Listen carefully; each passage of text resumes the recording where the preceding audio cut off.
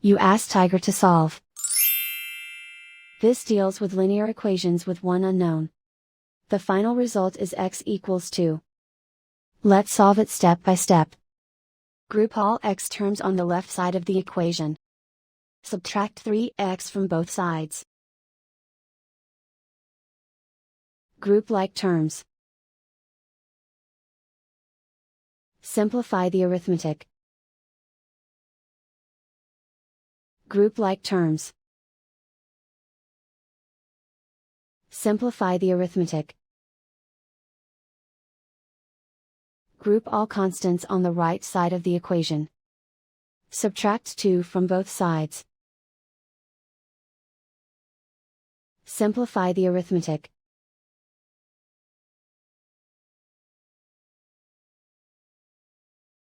Isolate the x. Divide both sides by -2. Cancel out the negatives. Simplify the fraction. Cancel out the negatives. Find the greatest common factor of the numerator and denominator. Factor out and cancel the greatest common factor. And so the final result is x equals 2.